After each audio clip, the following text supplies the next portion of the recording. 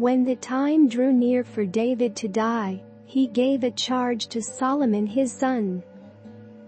"I am about to go the way of all the earth," he said. "So be strong, act like a man, and observe what the Lord your God requires.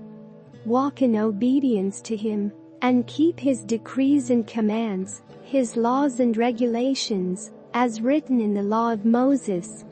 Do this so that you may prosper in all you do and wherever you go, and that the Lord may keep his promise to me.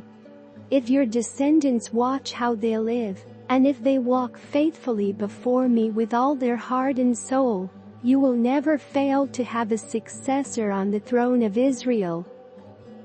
Now you yourself know what Joab son of Zeruiah did to me, what he did to the two commanders of Israel's armies, Abner son of Ner and Amasa son of Jether. He killed them, shedding their blood in peacetime as if in battle, and with that blood, he stained the belt around his waist and the sandals on his feet. Deal with him according to your wisdom, but do not let his gray head go down to the grave in peace. But show kindness to the sons of Barzillai of Gilead, and let them be among those who eat at your table. They stood by me when I fled from your brother Absalom. And remember, you have with you Shimei son of Jerah, the Benjamite from Bahurim, who called down bitter curses on me the day I went to Mahanaim. When he came down to meet me at the Jordan, I swore to him by the Lord, I will not put you to death by the sword. But now, do not consider him innocent. You are a man of wisdom, you will know what to do to him. Bring his gray head down to the grave in blood." Then David rested with his ancestors and was buried in the city of David. He had reigned 40 years over Israel, 7 years in Hebron and 33 in Jerusalem. So Solomon sat on the throne of his father David, and his rule was firmly established. Now Adonijah, the son of Haggith, went to Bathsheba, Solomon's mother. Bathsheba asked him, "Do you come peacefully?" He answered, "Yes, peacefully." Then he added, "I have something to say to you." "You may say it," she replied.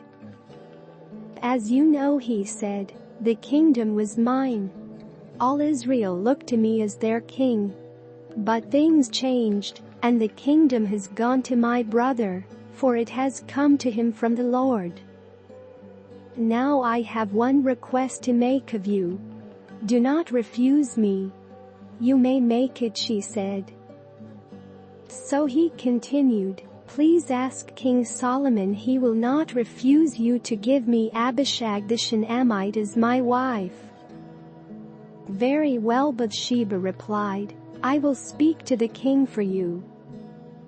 When Bathsheba went to King Solomon to speak to him for Adonijah, the king stood up to meet her, bowed down to her and sat down on his throne. He had a throne brought for the king's mother, and she sat down at his right hand. "I have one small request to make of you," she said. "Do not refuse me." The king replied, "Make it, my mother, I will not refuse you." So she said, "Let Abishag the Shunammite be given in marriage to your brother Adonijah." King Solomon answered his mother, "Why do you request Abishag the Shunammite for Adonijah? You might as well request the kingdom for him after all. He is my older brother, yes, for him and for Abiathar, the priest and Joab son of Zeruiah." Then King Solomon swore by the Lord, "May God deal with me, be it ever so severely, if Adonijah does not pay with his life for this request. And now, as surely as the Lord lives, he who has established me securely on the throne of my father David, and has founded a dynasty for me as he promised, Adonijah shall be put to death today. So King Solomon gave orders to Benaiah son of Jehoiada, and he struck down Adonijah and he died. To Abiathar the priest the king said, "Go back to your fields in Anathoth. You deserve to die, but I will not put you to death now, because you carried the ark of the sovereign Lord before my father David, and shared all my father's hardships." So Solomon removed Abiathar from the priesthood of the Lord, fulfilling the word the Lord had spoken at Shiloh about the house of Eli. When the news reached Joab, who had conspired with Adonijah though not with Absalom, he fled to the tent of the Lord, and took hold of the horns of the altar. King Solomon was told that Joab had fled to the tent of the Lord and was beside the altar. Then Solomon ordered Benaiah son of Jehoiada, "Go, strike him down." So Benaiah entered the tent of the Lord and said to Joab, "The king says, 'Come out.'" But he answered, "No, I will die here." Benaiah reported to the king, "This is how Joab answered me." Then the king commanded Benaiah, "Do as he says. Strike him down and bury him, and so clear me and my whole family of the guilt of the innocent blood that Joab shed. The Lord will repay him for the blood he shed, because without my father David knowing it, he attacked 2 men and killed them with the sword. Both of them Abner son of Ner, commander of Israel's army, and Amasa son of Jether, commander of Judah's army, were better men and more upright than he. May the guilt of their blood rest on the head of Joab and his descendants forever. But on David and his descendants, his house and his throne, may there be the Lord's peace forever." So Benaiah son of Jehoiada went up and struck down Joab and killed him, and he was buried at his home out in the country. The king put Benaiah son of Jehoiada over the army in Joab's position, and replaced Abiathar with Zadok the priest. Then the king sent for Shimei and said to him, "Build yourself a house in Jerusalem and live there, but do not go anywhere else.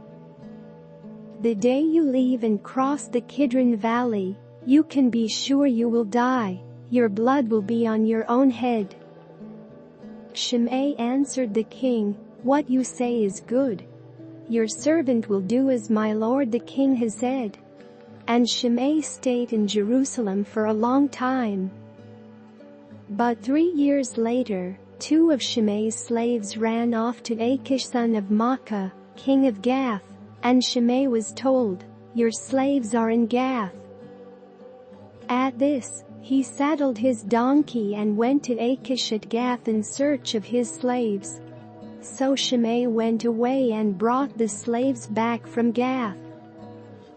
When Solomon was told that Shimei had gone from Jerusalem to Gath and had returned, the king summoned Shimei and said to him, "Did I not make you swear by the Lord and warn you, on the day you leave to go anywhere else, you can be sure you will die?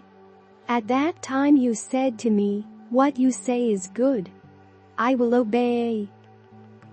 Why then did you not keep your oath to the Lord and obey the command I gave you?" The king also said to Shimei, "You know in your heart all the wrong you did to my father David. Now the Lord will repay you for your wrongdoing. But King Solomon will be blessed, and David's throne will remain secure before the Lord forever."